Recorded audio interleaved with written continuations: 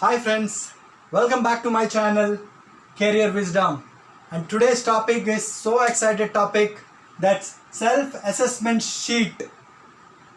As you are a job seeker or you are a person who is viewing this video, you are looking out for a change in your current job, or you are not working, or you may be laid off due to this COVID or Corona, or might be laid off due to recession.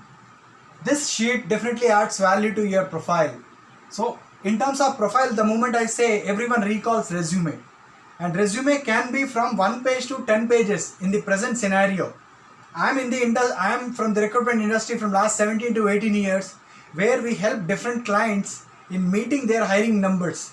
So they look for architects, or they look for Oracle people, or any technology, and most of the people who are into IT industry, I have seen their profile starting from 2 pages to 10 pages, or sometimes even 15 pages, right? So to give the entire essence of those 2 pages or 10 to 15 pages, we can cover the entire essence in 1 page, so that the first impression is the last impression. So this is applicable for even freshers and for people who are experience holders. So without wasting much time, let's get into the topic. The self-assessment sheet should be part of each and everyone's resume, and this should be the first page of your profile, which is known as self-assessment sheet, and it should be mentioned in the MS Excel format, where you will be mentioning about your name. The name should be as per your 10th class or a 12th class certificate. The number 2 should be your contact number. You should mention 2 contact numbers in your resume or even in your assessment sheet. Due to certain reasons or technical reasons, if your one number is not reachable, or signals are weak, or something went wrong to your that phone, you have one more number where the recruiter can reach. So the probability of missing the call is absolutely zero. So each and every one job seekers who are not working, or who are fresher, who are looking out for a change, minimum they should have 2 contact numbers with 2 different instruments possibly. The third one is your email address, where they can send you the scheduled interview information or job descriptions and everything. The next one is your qualification. Most of the candidates nowadays are doing their graduation and post graduation. Mention your graduation and post graduation in that column. Graduation, what you have done, BTech, specialization IT in 2019 from JNTU. Same thing, what you have done in masters. What you have done masters, is it MBA or MTech? Specialization, year of passing out, from which university, or the college name. The next one would be your date of birth. The next one, if you are working, what is your present organization if you are working? If you are a fresher, please leave this column blank. The next one is your present designation. For fresher, please leave blank. Your present city. Are you from Chennai? Are you from Delhi, Pune, Gurgaon, Visakhapatnam? Which place you are basically from? Taking an example, there is certain opening in Hyderabad, and candidate mentioned present city as in Hyderabad. Employer will be happy to talk to them, for those candidates who are local to that city, because the probability, or what the HR or the employer feels, if they roll out the offer after shortlisting, there is a high probability this candidate will be joining the job, because candidate want in their city and this candidate is available in that location. Got it? And once the client wanted to meet this candidate or face-to-face round, there is a high probability candidate can come down to the office. The next one is what kind of trainings you attended. Have you attended any internal training sponsored by your company, or you have done, or you learned some trainings outside? You went to some institute and paid from your pocket. What are the trainings you've done? Everything you need to cover over here. Clear? The reason is, with regards to trainings, there is one statement: training is costlier, but not to train is still costlier. Training it is costlier, but not to train is still costlier. So what are the trainings you have done? Please mention clearly. The next one is your awards and achievements. Please mention all these points in MS Excel sheet. and add that sheet to your resume's first page. The next column is awards and achievements. Please classify your awards and achievements into 3 segments: A, B, C.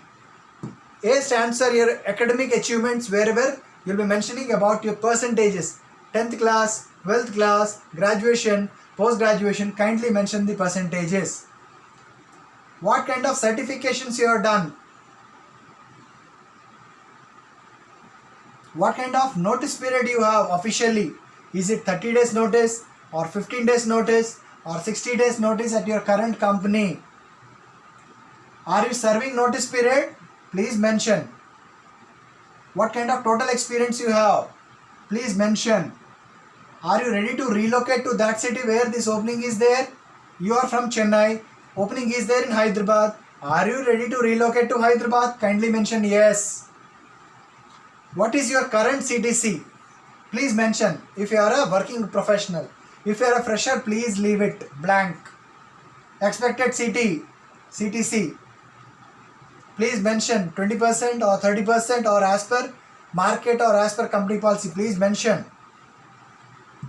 How much you rate yourself in a communication on a scale of 10? 8 out of 10? 9 out of 10? Please mention. Have you read the job description? Have you understood what the role is all about? What kind of technical skills are required? What kind of soft skills are required? What kind of team skills are required? Is it an individual contributor role or is it a team manager role? Have you understood the JD? So mention each and everything. The moment the employer or the recruiter spends that much of time in this one, because to understand all these things, in the absence of self-assessment sheet, the recruiter or the HR has to go through all the resume. It could be 2 pages, 3 pages, 4 pages or even 10 pages. So it saves their time and our time, and it expedites the interview process. For that we have to use this tool, which is self-assessment sheet. So it covers the each and everything. What city you are, what kind of qualifications are there, what kind of achievements are there, are you a right candidate? So each and everything, this looks pretty good in front of the employer or the recruiter to initiate the first call. It could be telephonic call or a Skype round or a face-to-face round. So make sure this is part and parcel of each and everyone's resume who is viewing this program. So without fail, as I given you this kind of pointers, I'm sure that will really help you a lot in your current job hunt.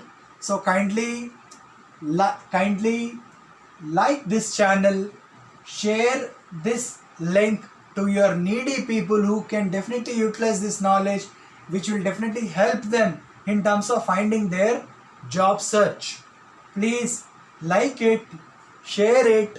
Anything specific you want to know from me, through my channel Career Wisdom, please leave your comments in the comment section, and kindly subscribe this channel so that you can follow all my YouTube videos which talks in length and breadth in each and every segment, and kindly press bell icon so that you don't miss any of my videos, which will definitely help lot of people who are job seekers, lot of our well-wishers, our relatives who are staying in different places, different villages, who don't have knowledge on these things. So along with the resume, if they can add this thing, I'm sure the time what employer takes, definitely that time reduces, and there is a high probability to get into a next round and expedite the interview process, and you may land to your first job or to your next job as per your dream. I'm sure this will add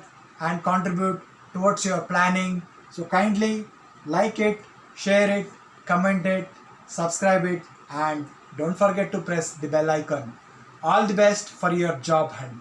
I'll be back with another episode to my channel Career Wisdom. Till then, goodbye, yours Uday Shankar.